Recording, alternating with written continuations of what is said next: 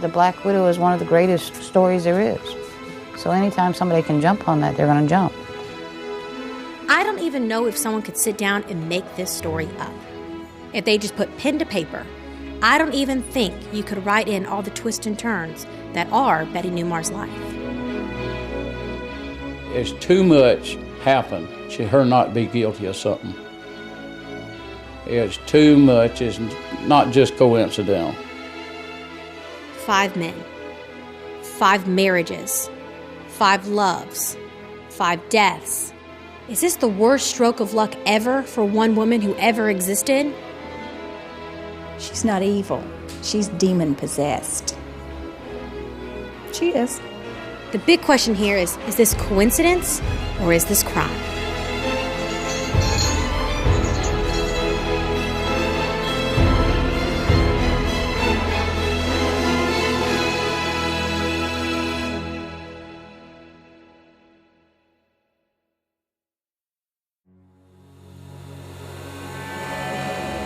This is Betty Newmar, a grandmother from Georgia who has suddenly been thrust into the media spotlight.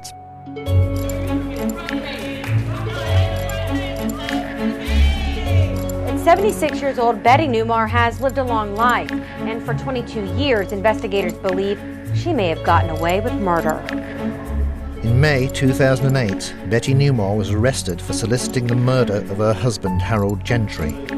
A murder that happened nearly 22 years ago when Betty Newmar was then known as Betty Gentry. Investigators found her husband's body inside their North Carolina home. Harold Gentry had been shot several times. He was shot to death inside his house, and it was a brutal murder. I mean, he was shot several times, and his body was just left there, and it was discovered the next day. It was a hit. He was killed on Sunday. And on Monday nights when he was found. And he was swelled pretty bad. And if they hadn't told me who he was, I wouldn't have known. The case of the alleged Black Widow continues to unravel tonight. Within weeks, this local news story had turned into a media frenzy after it emerged that Betty had been married 5 times, and all 5 husbands had died suspiciously. Could this little old lady really be a serial killer?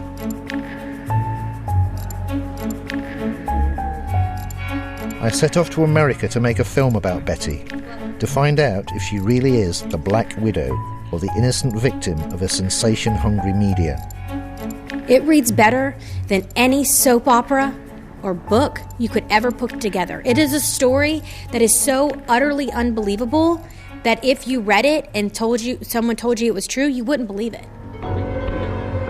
It's Black Widow's story on steroids. I mean, when you think about it, with all the twists and turns and the deception, usually when you think of a Black Widow story, it's not a Black Widow story that's taken place over 50 years. I think what got me interested in this case was the fact that Al Gentry spent 22 years of his life trying to pursue justice for his brother's death. It's been almost 23 years of hell. And they say there's a heaven and hell, and I believe I've lived in hell right here on earth for the last 23 years. Because I saw him. And he looked like he might have weighed 300 pounds. He was swelled so bad. I wouldn't have known who he was. And since then, I looked at him then, I said, there's nobody going to get by with this. One of these days, somebody's going to jail for it. And I promise you, I'll find them some way or another. And so far, I've kept my promise. When Al said he had been pursuing the case for 22 years, he meant he pursued the case for 22 years. He would show up at the sheriff's department several times a month. His wife, Diane, told me that, there would be many nights where they would head out to dinner and they would drive towards the restaurant when all of a sudden he would just say, you know what, I'm going down to the sheriff's office. This was a case that consumed him. Let's just say he's been obsessed with it, with getting something done.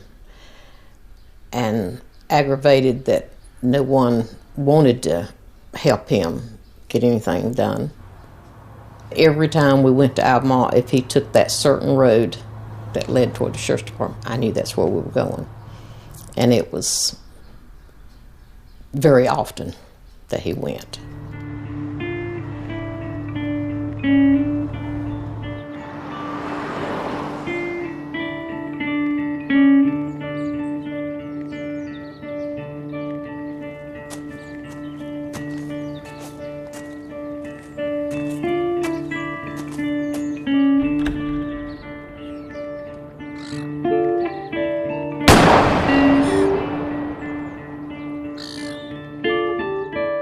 I learned that he walked in the door.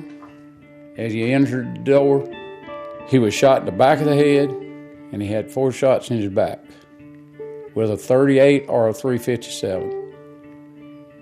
And they don't know which because both of them carry the same grain of lead. Alice told me that the night after his brother was murdered, he went to his brother's house because he was called by the police. And he was standing outside, and there were police sirens and, police cars with the flashing lights. And Betty had showed up at the house. And while he didn't like Betty, they had their disagreements over the years, he didn't think she had anything to do with her brother's murder. But when she got out of the car and walked towards him, the first words out of her mouth were, "Al, I want you to know that I was in Augusta, Georgia last night. I had nothing to do with Harold's death." When she says, "I was in Augusta," from that moment I knew she was involved. From that moment on, I knew she was involved somewhere. Even if I'd have done it, I'd have been very upset. I would have been wondering who would have done it, why would have done it, make them think that I hadn't had nothing to do with it. But when you come up with just plain blank and say, "I wasn't in town, I was in Augusta," that's when the bells goes off my head thinking, well, she may have had something to do with it. Did you pass your suspicions on to the sheriff? Oh, yes. Bunches of times. Bunches of times. Every time I go in there. Every one of them's told me that they've had somebody working on this case. And every one of them told me a damn lie.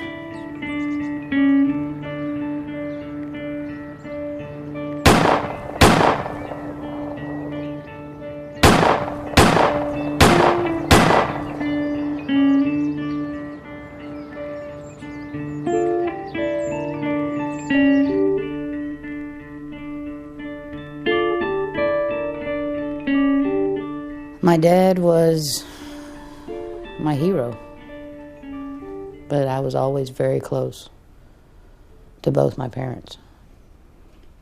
I had high school friends that thought my parents were the coolest parents, because my mom and dad would always get out and do stuff with us and, stuff like that. The biggest thing I can say about her is she's always been there, not only for our family, but there's been strangers that she's helped for no reason except they needed help.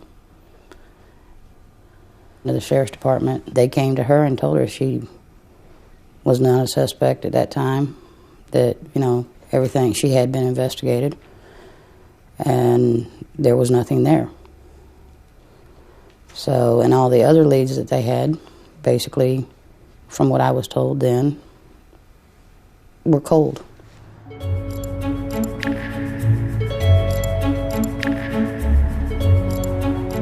So why, Al, after 21 years, was the case reopened? Because I kept pursuing it. I pursued it for 21 years with 4 sheriffs till Rick Burris come in as sheriff. One of the things from talking to Al was he never understood why none of the sheriffs ever, arrested her or charged her with anything. He reached a point in his life after almost 22 years of doing this that he had a case file of evidence and witnesses and people he had talked to. And then there was a new sheriff who was elected. His name was Rick Burris. And it was Rick's first day on the job.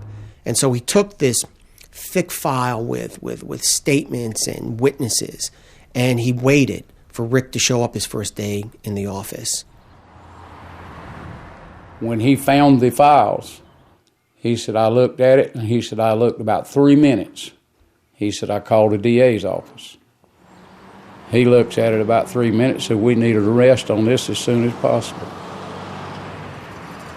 They started August the 7th, and they come here around the 1st of May of last year, of 2008, and they come to the door. And when I seen where they were from, I come apart, because I knew what he was here for. Every time I try to tell that, I cry. They took a case that hasn't been looked at. It hadn't been looked at since '87. I mean, it was very cold. And they dug and dug and dug. I said, you got a new excavator and you are digging some ground, boy. You are digging up more stuff than I could have ever thought of. And he said, well, it's going to be an arrest soon. This was on Wednesday, and the following Wednesday, I think, is when they arrested her. News 12 was the only TV station in the hearing. As Betty Newmar heard those charges, Crime Team 12's Lindsay Gardner takes us inside. Until now, it's been a cold case. North Carolina investigators say new evidence shows the trigger was pulled because Betty ordered it. 2 people have come forward to say that Betty asked them to take care of Harold Gentry.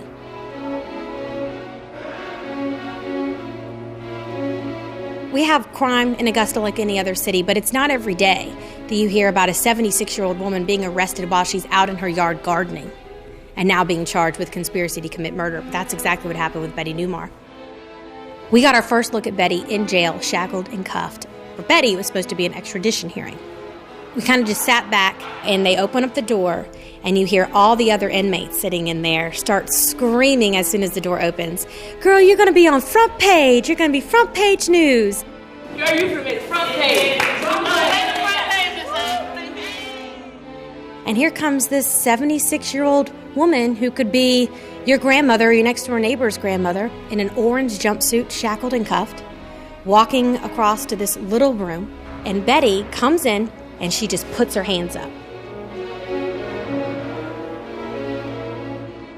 You know, the news showed her walking along with bracelets on. And then she had that orange outfit on. I said, that woman always dressed neat. Always had her fancy jewelry. And I said, but she had the prettiest outfit on I've ever seen her wear. And them stainless steel bracelets. I mean, that is some of the best jewelry I've ever seen.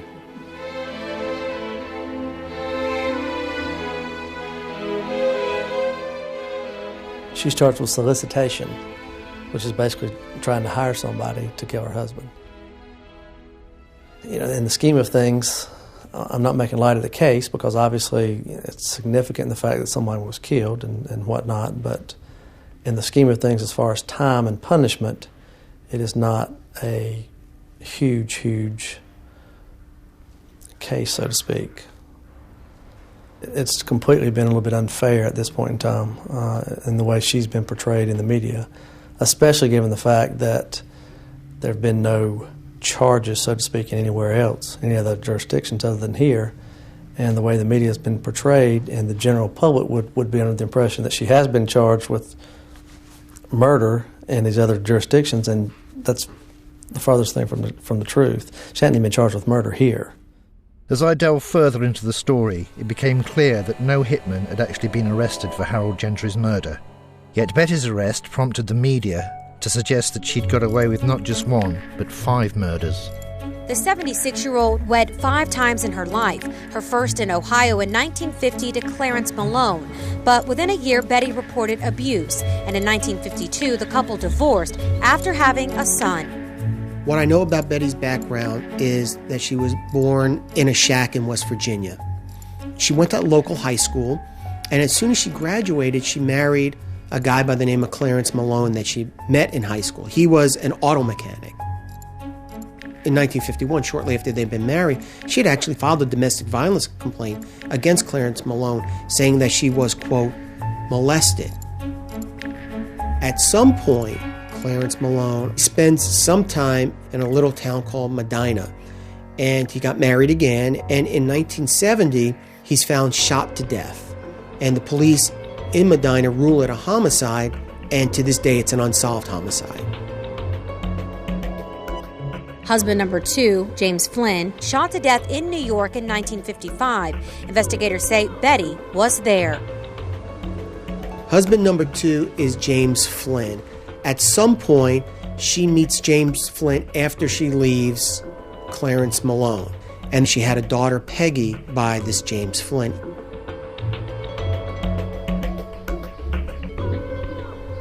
I think that she has been a caring, loving mother, and she's a loving, caring grandmother, and I think that she was dealt a bad hand. James Flynn left Betty and her children when his daughter Peggy was just a little girl. I don't remember a lot about him because I was little. I mean, I've seen pictures like of our first Easter and stuff like that, and I still have my first Easter outfit out there.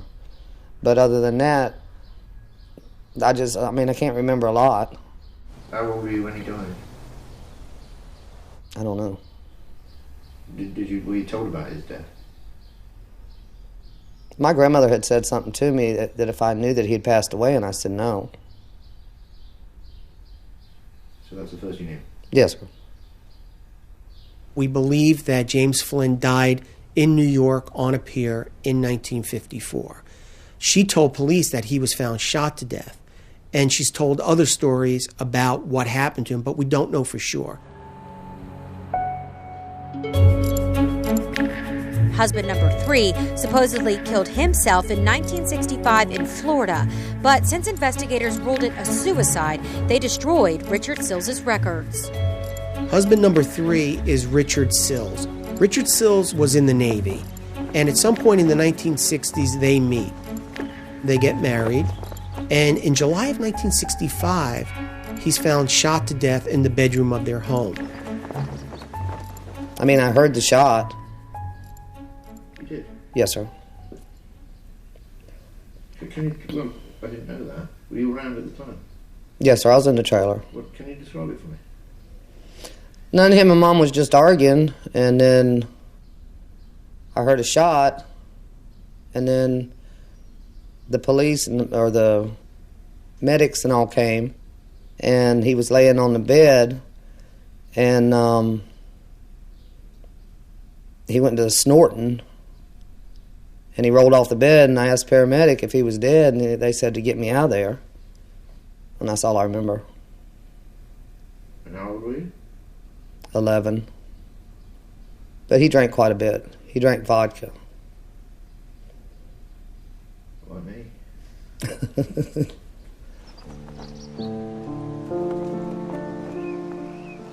The interesting thing is that the police really didn't do a thorough investigation. They left it up to NCIS, which is the Navy's investigative, agency to really look into it. And they ruled that it was a suicide, but yet there's enough questions there to believe that it was probably a murder.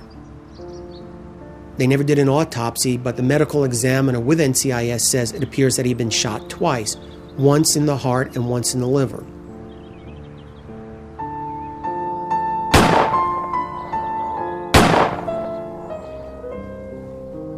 One of the things that experts tell you is that when somebody tries to commit suicide or commits suicide, they usually don't shoot themselves twice, and usually the most common way for a man to kill himself is by putting a gun in his mouth or to his temple. So there are some things here that are suspicious. The District Attorney's Office in North Carolina asked the Florida Police Department to reinvestigate the death of Richard Sills. I managed to get a copy of their report and showed it to Richard's son, Michael.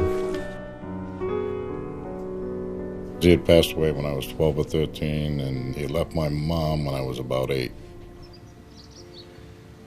Military had come to the home and told us, that he had passed away. Supposedly he had committed suicide. And that's the way I've left it for the last 44 years, until now.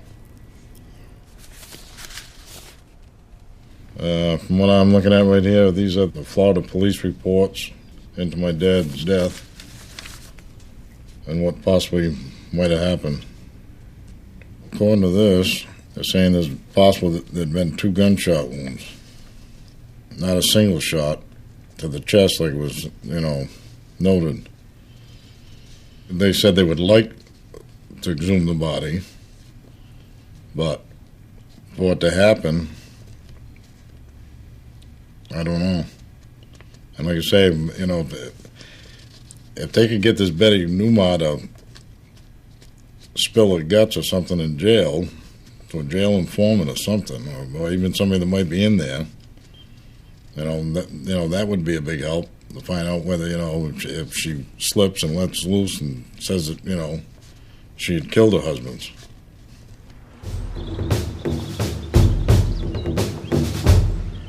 I don't even have a picture of my dad. I have nothing that belonged to him. And the other part that bothers me the most is where he's buried. I don't know about that. I don't even know if he has a headstone or anything. He's a veteran of this country. I want to make sure that he got his funeral rights as a veteran.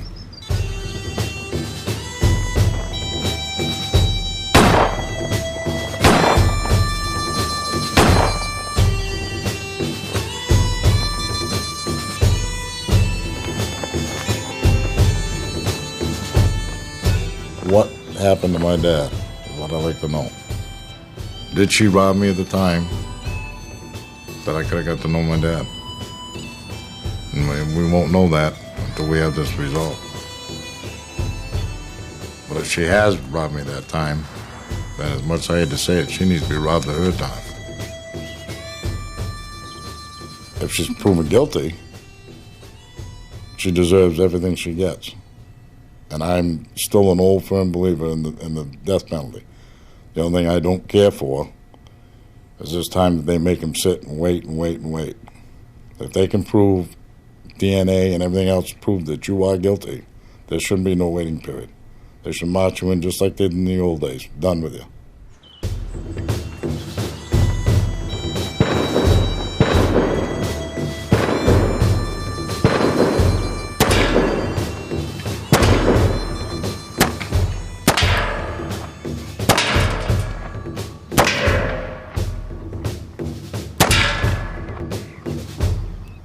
I carry a gun for protection because the DA told me I needed protection because my life had been threatened.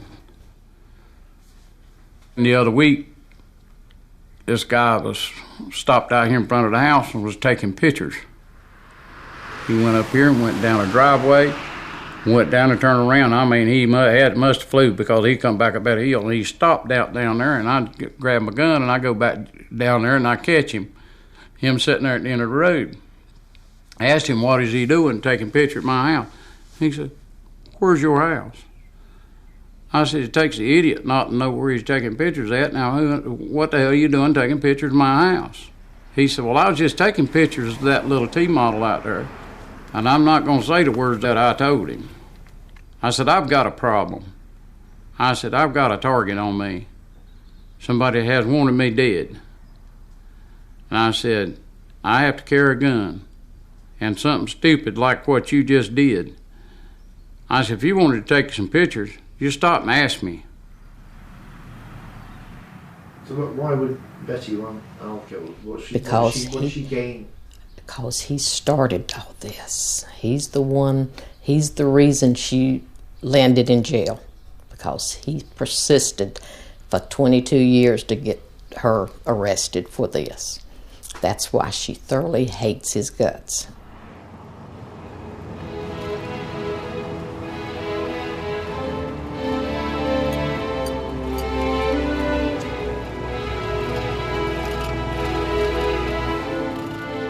It's taking a toll on me. It's taking a bad. To tell you the truth about it, I've held it a lot. I've held a lot in me for a long time. It's kind of hard to hold something that long, especially when you ain't getting no help.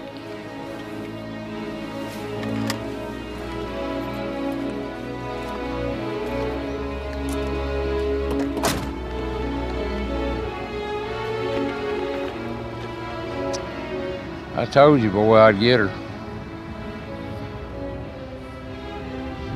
And maybe we have. Sooner or later. I sure as hell hope so. A lot more people on our side now than there used to be. That's right. Oh, I hope they nail her so bad it's unreal.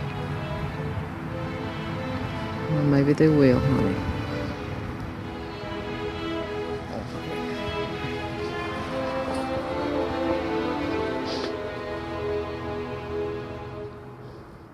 I think she was involved in a drug deal with a drug dealer, muling drugs from Florida. And Harold found out about it. She had went to Florida and stayed about 3 or 4 months. And he started seeing this lady. He was going to leave her. And she found out about it. He told her, he'd about give him 2 weeks and I'll be out of here. He didn't live 2 weeks. He was dead. She had him killed because she was mad at him because of the woman, and the drug dealer and her got together and had him killed simply because he knew too much. Al Gentry may well think that, and there might well have been another woman in his brother's life. But despite all the rumours surrounding Betty, Al was the only person to mention drug dealing.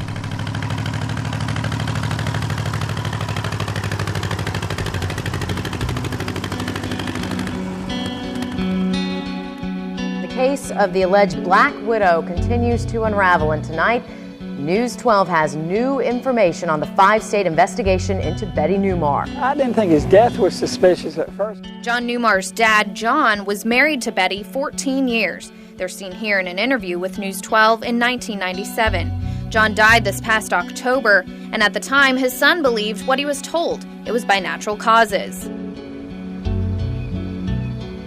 After the death of husband number 4, Harold Gentry, she moves to Augusta, Georgia, where she had made contacts over the years.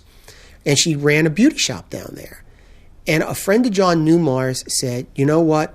I get my hair cut. At the time, her name was Betty Gentry, at Betty Gentry's beauty shop. And I think she would be a perfect match for you, John. Why don't you go in there and get your hair cut and see what you think? And basically, his friend set him up. Betty was charming, he was lonely, and they started a romantic relationship. And I believe within a year of that first haircut, they were married. When we were growing up, he was always a good family man, took care of his family and everything, and we did a lot of things together. Then after my mother passed away and, he met Betty, everything just seemed to change pretty rapidly. For the first couple of times, I just thought it was somebody that my father was seeing. I didn't think it was going to, wind up in a marriage or anything like that, but in fact, when he broke it to me, I was totally stunned. When he did call, he said, "Are you sitting down?" And at the time I was, and he says, "Well, what are you doing for a wedding next week?"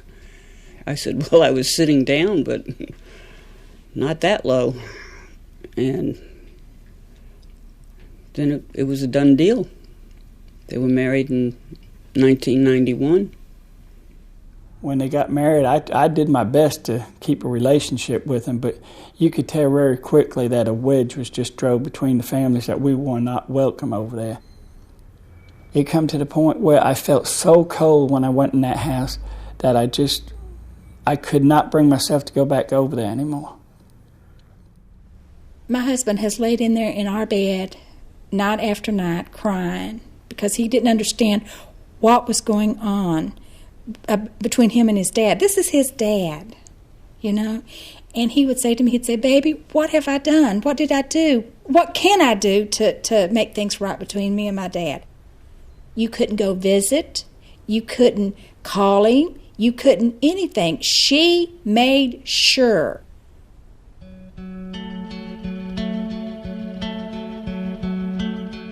In about 2007, John Newmar became very sick. He had sepsis, and he was tired, and his body was just kind of breaking down.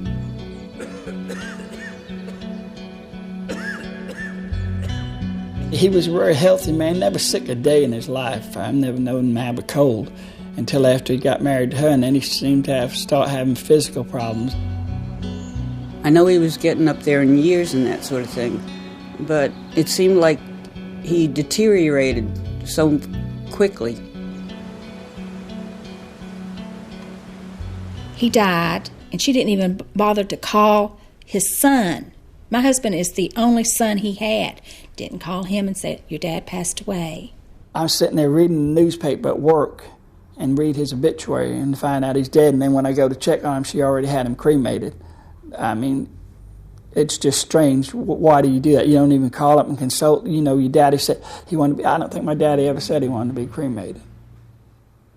Mr. Newmar had bought a cemetery, a double plot in North Augusta when the first Miss Newmar, Virginia, passed away.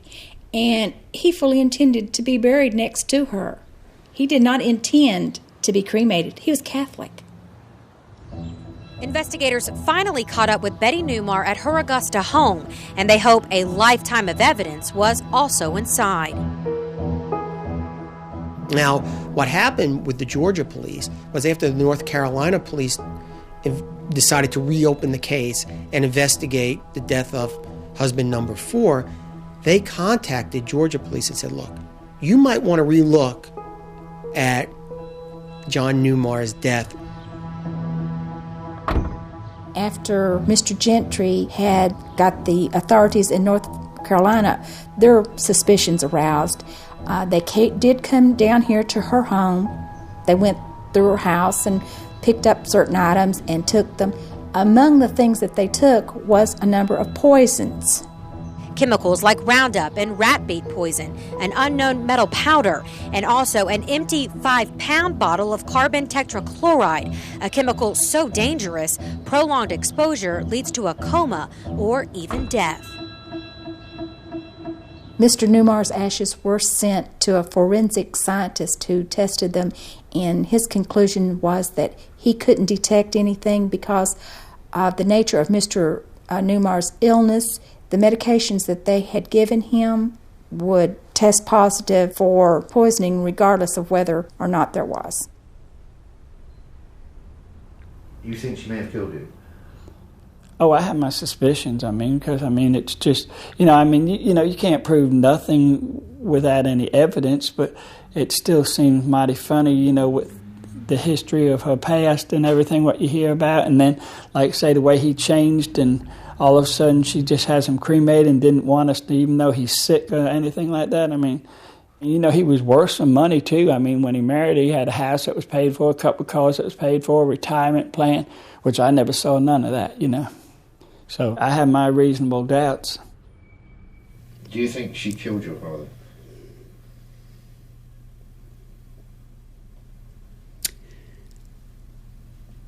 I don't think she'd try to stop anything. But it wouldn't surprise me if she finagled something. If she had any decency at all in her, she would have gave me my father's ashes so I could bury him next to my mother. But she has no decency in her. And, a lot of people ask me, they say, well, do you hope she gets found guilty on one of these charges or something? I don't care if they ever find her guilty, because you know what? One day she's going to have to meet her maker, and she's going to regret everything she's ever done. All I'd like is for her to come and say, here, take his ashes. She doesn't want those. But that's all John and I want, is just to have his ashes back. And to put him where he really belongs with my mom. Have Have you asked for them back? I haven't talked to her. I wouldn't dare, because I know I would totally be out of control.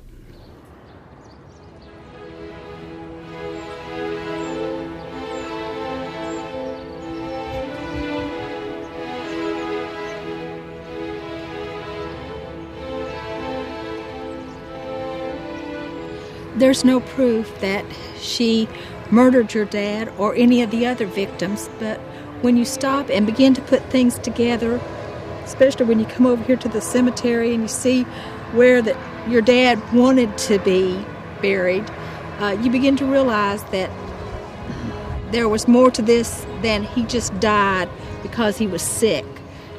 The fact that you read of your dad's death in the paper, and the fact that she separated the family and wouldn't let y'all be a family, you begin to realize there's more to it than what meets the eye. You know she did it. You know she did. And even in his time of death, she won't let him come home. No. Daddy should be here, but he's not, unfortunately. But one day soon, I hope to have him here with you so you don't have to lay here by yourself.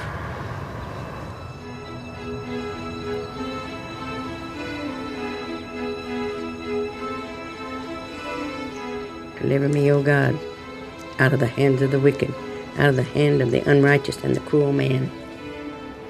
For you are my hope, O Lord God. You are my trust from my youth. By you I have been upheld from birth. You are he who took me out of my mother's womb. My praise shall be continually of you. Amen. She's out on bail. And I am a very unhappy camper. I called the sheriff's department, trying to get them to come on down here right then and get something. I was called, you ain't want me to get to her first, because when I see her, I'll kill her. 142 is the prisoner's prayer. With my voice to the Lord, I make my supplications. I pour out my complaint before him. I declare before him my trouble. When my spirit was overwhelmed... They didn't put no restriction on it because they didn't think she could make the bail. Which, that should have been automatically done anyway, but you know, everybody do a mistake. Mom, Daddy, and Mama had more than that with me. Deliver me from the persecutors, for they are stronger than I. Bring my soul out of prison, that I may praise your name, for you shall deal bountifully with me. Yes. I mean, to me, she's a type of serial killer that's out walking free. She made her bond. She's out. And I don't see how it's happening. It's sad. You know, it's sad to think that this woman could possibly get away with it after all these years.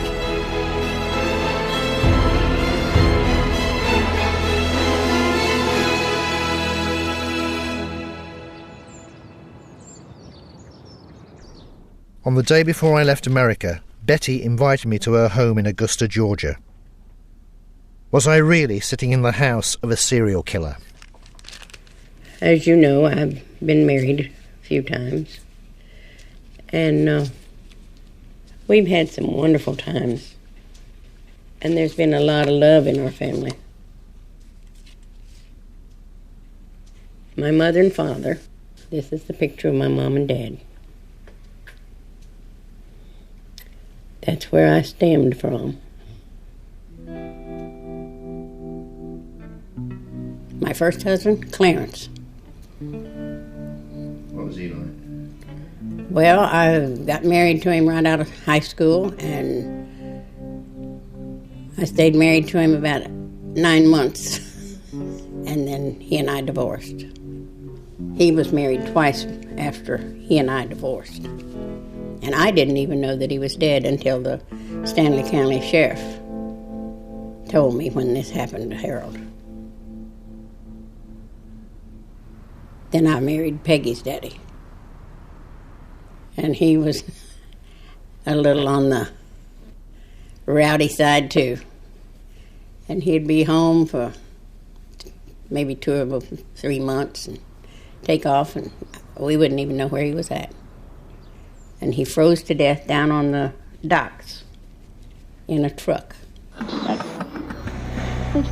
Husband number 2 is James Flynn. She told police that he was found shot to death, and she's told other stories about what happened to him, but we don't know for sure. So you didn't tell the Sheriff's Department that he was shot? No. Because the journalist claims you did. He's got it wrong, has he? Who did? The journalist, Mitch. Mitch Wise? See, Mitch Wise don't know what he's talking about half the time. So they've got that wrong? They've got that wrong. So what did happen to James? He froze to death in a truck. He was sleeping in a truck. He was an alcoholic.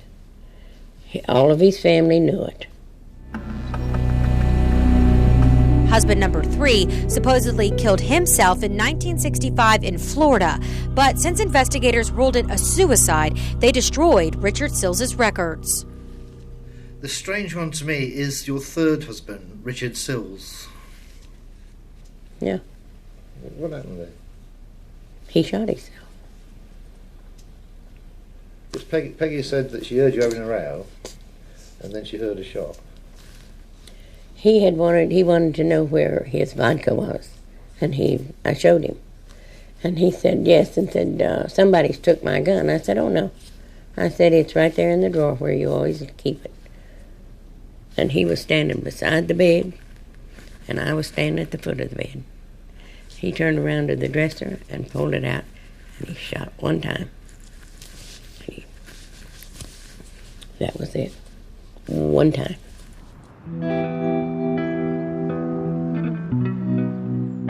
So then Harold and I got married. We was together 19 years, almost 20 years.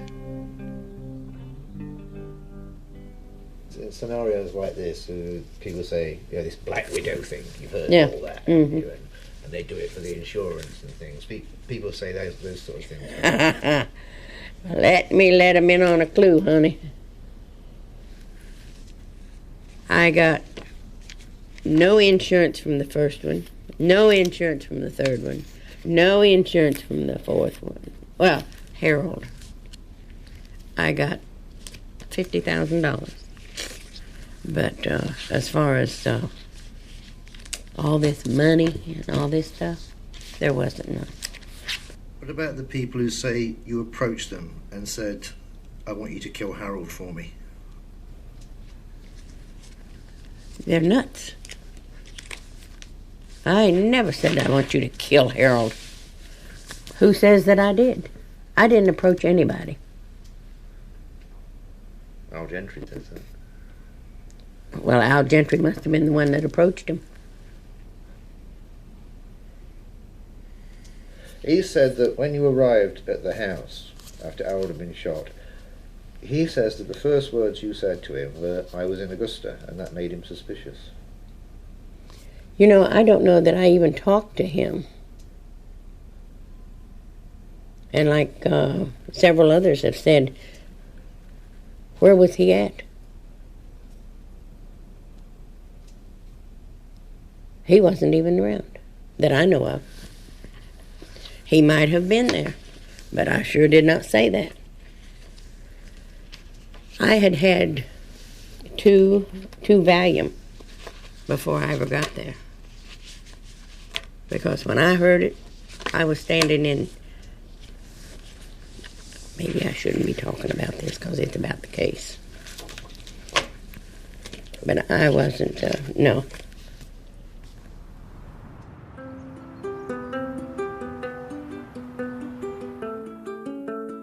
Of all the men that I've been around and with, there was only one that did not cheat on me. And that was John. He was a pure gentleman. He would open the doors and hold your arm as you went up the stairs or down the stairs. And he was good. He was good to me. And I was good to him. John was sick for 6 or 7 years. And you know, his son says he didn't know his father was sick. Don't believe that. He's been married 6 times. And, you know, his daddy didn't use women like he has. And I just feel like that that's his problem. He's got a problem. I've had a history of picking bad spouses, you know what I'm saying? But you know what? All my exes are still alive, and they all say something good about me. You know, I don't have no dead ones laying in the graveyard, you know. Police took John's ashes, didn't they? Yes, I have them back. I don't know what the big deal was, because you know, if I'd have done anything wrong, it'd have been different. Did John's son, John Jr., did he ever ask you for his father's ashes back? No. He said to me he'd like his father's ashes back. Well, I would have gave them to him, but not now. Not now. Because I will take his ashes and do what he wanted me to with them. He wanted me to put them in the ocean. And when I go down to see his sister, this is his sister, brother, and the mother. When I go down there, we're going to take them down to the ocean and let him go. That's what he wanted.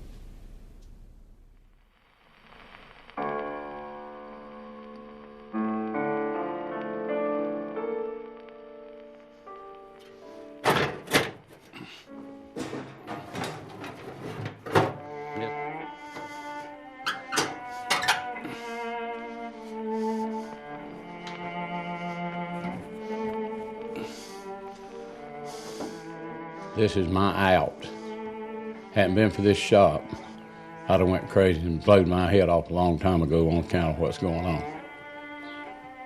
Because I have sat down here behind this tree down here several times with a gun in my mouth. Just because of what that bitch had done to my brother. I just hope it's soon over. I wish it was a horse now that I could just step off of and just walk on off and leave it, but it ain't. Like the sheriff told me, he said, you busted this hornet's nest and you're going to have to stay here and fight the bees with us. So I reckon I have to be here to get that last bee. And that name, that's what we call Betty, B, bitch.